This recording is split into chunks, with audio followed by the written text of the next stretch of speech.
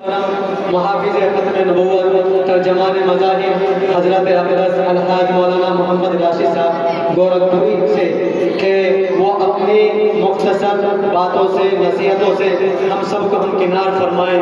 تیری سادگی، تیری عاجزی، تیری ہر ادا کمال ہے۔ تیری سادگی، تیری عاجزی، تیری ہر ادا کمال ہے۔ ہمیں فخر ہے، ہمیں ناز ہے، ہمارا رہبر بے مثال ہے۔ میں نے سوچا تھا تیری سادگی پہ لکھوں گا ایک غزل، میں نے سوچا تھا تیری سادگی پہ لکھوں گا ایک غزل، افسوس تیرے معیار کے الفاظ مل نہ سکے۔ استاد محترم حضرت اقدس الحاج مولانا محمد راشد صاحب گورکھپوری دامت برکاتہم العالیہ۔ الحمد لله وكفى والسلام على عباده الذين اصطفى أما بعد۔ حضرات علماء کرام، حاضرین اجلاس، بزرگوں، نوجوانوں اور عزیز بچوں، جس وقت میں یہاں آ رہا تھا، راستے میں تھا، اس وقت گفتگو کا عنوان کچھ اور سوچ رہا تھا، اور یہاں پہ جب حاضر ہوا تو کسی اور موضوع پر گفتگو کا ارادہ ہوا، مگر ابھی دو بچیوں نے ختم نبوت کے حوالے سے کچھ سوالات اور جوابات کا پروگرام پیش کیا، تو اب میرا مزاج اس وقت گفتگو کا اور تبدیل ہو گیا۔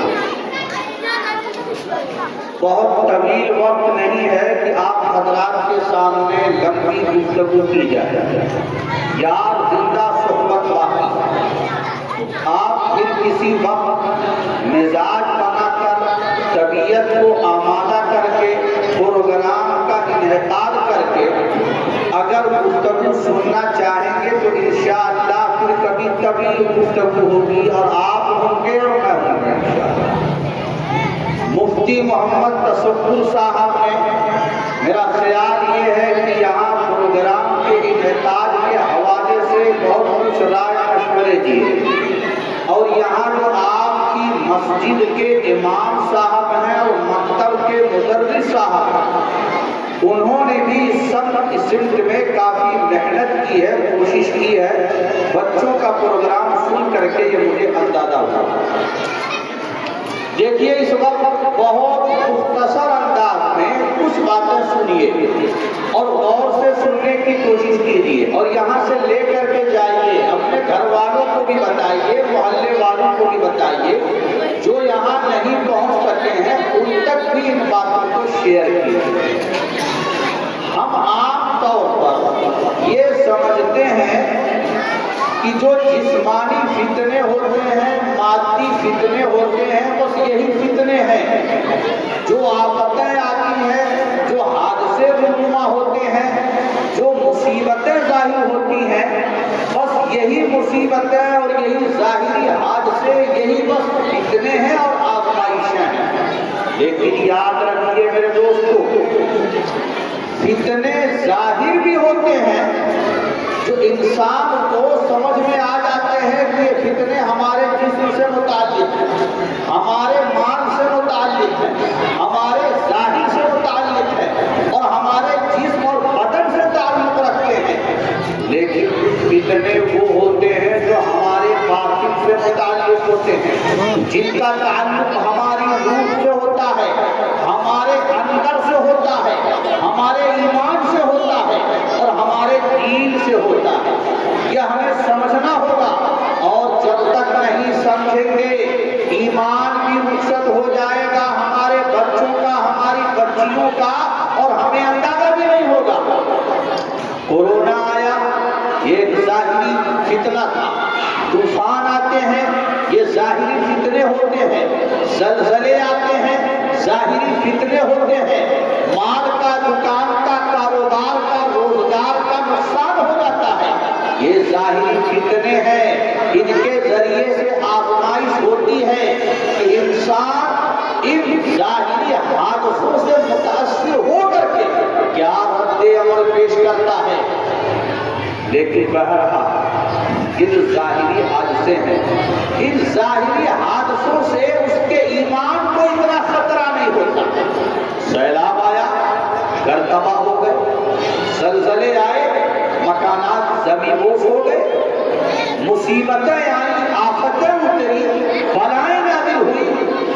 کی فصلیں تباہ ہو گئی. یہ سب ظاہری، جسمانی اور مادی فتنے ہیں. لیکن ایک قسم کا فتنہ وہ ہوتا ہے جس کا تعلق ہمارے دین سے ہوتا ہے، ہمارے ایمان سے ہوتا ہے. یہ جو ایمان لیوا فتنے ہیں، یہ ظاہری اور جسمانی فتنے سے کہیں زیادہ خطرناک ہیں اور مہلک ہیں. انسان کے لیے نقصان دہ ہے.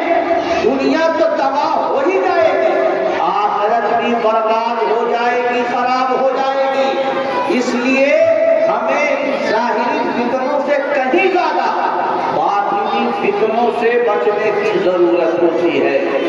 یہاں مکتب میں پڑھنے والی دو بچیوں نے ان باطنی فتنوں کی طرف اشارہ کیا ہے کہ اپنے بچوں کو، اپنی بچیوں کو آگاہ کیجیے اور بتائیے کہ باطنی فتنہ بن کر کے قادیانی آتے ہیں جو ختم نبوت پر ڈاکہ ڈالتے ہیں، جو ہمارے ایمان کے لٹیرے ہیں، جو ہمارے دین کو برباد کرنے والے ہیں.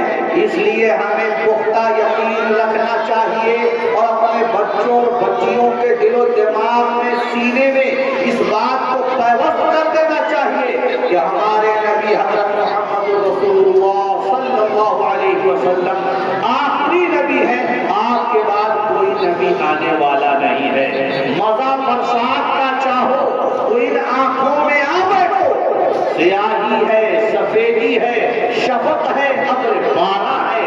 اب ہمیں کسی نئے نبی کی ضرورت نہیں ہے، نہ تو مرزا غلام قادیانی کی ضرورت ہے، نہ ہی شکیل بن حنیف کی ضرورت ہے. اور ابھی حال ہی میں 1 مہینہ پہلے کے اخبار کی خبر ہے، سوشل میڈیا پر بھی یہ خبر وائرل ہوئی ہے. افریقہ کے کسی علاقے میں ایک نیا مدعی نبوت کھڑا ہوا تھا جس نے کشتی نوح کے نام سے لوگوں کو ٹھگا اور ان کو ایمان دینے کی غرض سے اور دین بچانے کی غرض سے ان کے ایمان کو بھی لے بیٹھا، ان کے دین کو بھی لے بیٹھا اور ان کی دنیا، ان کی دولت بھی لے بیٹھا. کتنے آتے ہیں چمتکار دکھلانے والے یا دھوکہ دینے والے یا دغاباز قسم کے ہوتے ہیں. یہ علماء کرام ایسے دغابازوں سے آپ کو ہوشیار کرتے ہیں. تو یہ مکتب ہماری ضرورت ہے، مکتب میں پڑھانے والے یہ مدرس ہماری ضرورت ہے، مسجد میں امامت کرنے والے یہ امام ہماری ضرورت ہے. حضرت لقمان نے نصیحت کرتے ہوئے اسی لیے فرمایا تھا، یا بنی علیک بمجالس العلماء، اے میرے بیٹے علماء کی مجلس کو لازم پکڑ، علماء کی صحبت میں رہنے کو ضروری سمجھو. واستمع کلام الحکماء، اور حکیموں کی بات سننے کو بھی ضروری سمجھ لو. کیوں؟ اس لیے کہ ان کے پاس بیٹھو گے، ان کی گفتگو سنو گے تو ان کی پر حکمت باتوں سے مردہ ایمان ایسا زندہ ہوگا جیسے بارش کے پانی سے مردہ زمین زندہ ہو جاتی ہے. تو اس لیے ہمیں سمجھنا ہے یہ جو ایمان سوز فتنے ہیں ہم ان سے بچنے والے بنے. ہمارے آقا حضرت محمد رسول اللہ صلی اللہ علیہ وسلم نے ان فتنوں کے بارے میں آگاہ کرتے ہوئے فرما دیا تھا، انی لأری الفتن خلال بیوتکم کوقع المطر، میں تمہارے گھروں میں فتنوں کو اس طرح گرتا ہوا دیکھ رہا ہوں جیسے بارش کا پانی گرتا ہے، بارش کے قطرے گرتے ہیں. ایسے ہی یہ سمجھو تمہارے گھروں میں فتنے گر رہے ہیں، میں دیکھ رہا ہوں. نگاہ نبوت سے ہمارے نبی نے گھروں میں گرنے والے فتنوں کو دیکھا اور امت کو آگاہ کر دیا، امت کو بدلا دیا. آج ہمارے گھروں میں کیا فتنے نہیں گر رہے ہیں؟ سیٹلائٹ کے ذریعے سے، انٹرنیٹ کے ذریعے سے، یوٹیوب کے ذریعے سے ہم گھروں میں بیٹھ جاتے ہیں، بستر پہ لیٹ جاتے ہیں، لحاف اوڑھ لیتے ہیں، بچوں کو دیکھ کر کے مطمئن ہو جاتے ہیں کہ ہمارے بچے ہمارے گھر کے اندر آ گئے اور سیف ہو گئے.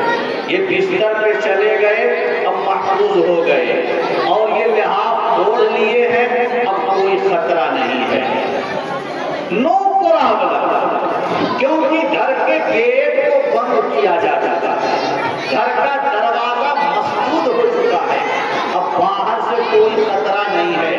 مگر آپ اس بات کو اپنے دماغ میں بٹھائیے کہ پہلے جو فتنے آتے تھے گھر کے دروازوں سے، لیکن اب گھر کے دروازوں سے کھڑکیوں سے فتنے نہیں آتے، اب موبائل کی اسکرین سے فتنے آتے ہیں، موبائل کی اسکرین سے فتنے آتے ہیں۔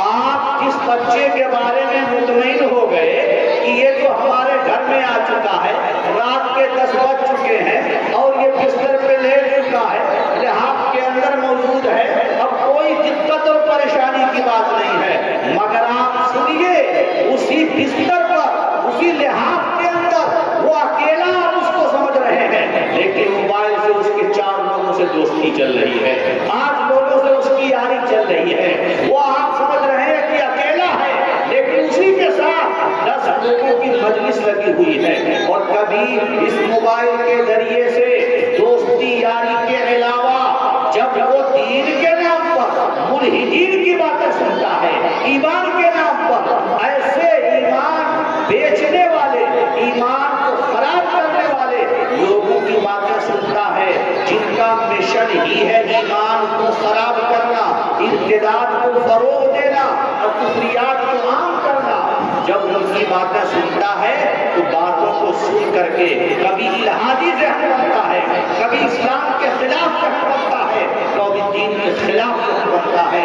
ایسے لوگ انٹرنیٹ پہ آ کر کے کبھی لندن سے اپنی باتیں پیش کرتے ہیں، اور یہ یہی ہندوستان میں بیٹھا ہوا لندن سے لیکچر سن رہا ہے، اور یہی بیٹھا ہوا افریقہ میں رہنے والے کسی ملحد کی گفتگو سن رہا ہے، اور یہی بیٹھا ہوا جاپان سے کسی دہریہ کے خطاب کو سن رہا ہے۔ نتیجہ یہ ہوتا ہے کہ یہ لوگ جو انٹرنیٹ پہ آ کے، یوٹیوب پہ آ کے اپنے مشن پہ لگے ہوئے ہیں، اور دین اور کے نام پر، ایمان کے نام پر لوگوں کو شکوک و شبہات میں مبتلا کر رہے ہیں، یہ ہمارا سادہ ذہن رکھنے والا نوجوان جب ان کے لیکچر کو سنتا ہے تو شکوک و شبہات کے دریا میں ڈوب جاتا ہے، کبھی قرآن کے سلسلے میں شک و شبہ پیدا ہو جاتا ہے، کبھی نبی پاک صلی اللہ علیہ وسلم کی زندگی کے بارے میں شک و شبہ پیدا ہو جاتا ہے،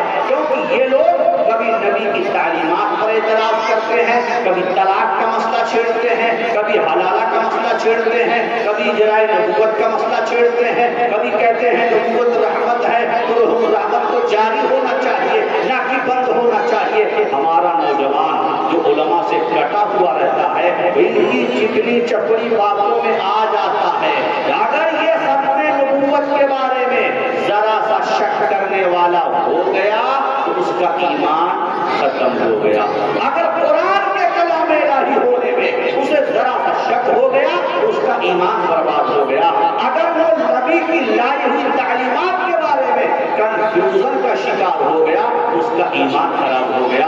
اور یہ لوگ اسی لیے بیٹھے ہوئے ہیں یوٹیوب پر تاکہ لوگوں کا ایمان خراب کرے۔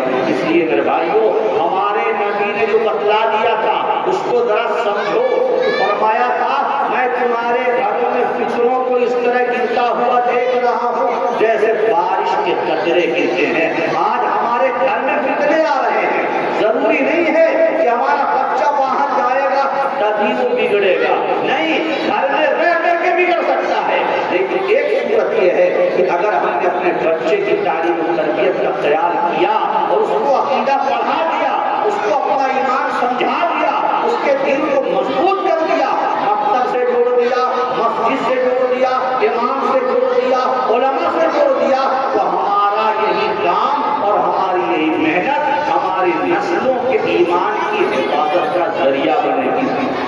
میں سمجھتا ہوں کہ زیادہ وقت نہ لیا جائے کیونکہ آپ بہت دیر سے بیٹھے ہوئے ہیں، اگر یہاں پہلے میری حاضری ہوئی ہوتی اور پہلے آ کر کے یہاں گفتگو کرنے کے لیے آپ کو روبرو ہوتا تو پھر لمبی بات ہوتی، آئندہ کسی وقت انشاءاللہ لمبی بات ہوگی، حالانکہ کچھ حضرات یہاں پورے طور پر سننے کے لیے بیٹھے ہوئے ہیں، اور ان کے چہرے کو میں دیکھ رہا ہوں جیسے پیاسے ہیں، ان کے اندر طلب ہے اور چاہتے ہیں کہ کچھ باتیں اور، لیکن کیا کیا جائے، یہاں پروگرام کرنے والوں کی بھی مجبوری ہوتی ہے کہ ہمیں پروگرام کب تک ختم کرنا ہے۔ آپ اگر اپنے اندر یہ طلب رکھتے ہیں کہ واقعی دین کی باتیں ہمارے سامنے ہونی چاہیے اور ایسا پروگرام ہونا چاہیے جس میں مستورات بھی جمع ہو، ہماری خواتین اسلامی بھی جمع ہو، اور مرد حضرات، نوجوان، بزرگ، بچے بھی جمع ہو، اور سب کے سامنے دین کی کچھ لمبی تفصیلی باتیں کی جائیں، لیکن اس کے لیے اپنے امام صاحب کو آپ پھر کہیے گا اور اپنے ارادے کا اظہار کیجیے گا۔ آپ کے امام صاحب آپ کی اس طلب کو قبول کر کے انشاءاللہ پھر پروگرام کریں گے، اور آپ رہیں گے اور میں رہوں گا۔ میں ان چند باتوں پر اپنی بات کو ختم کرتا ہوں۔ وآخر دعوانا ان الحمد للہ رب العالمین۔ جزاک اللہ۔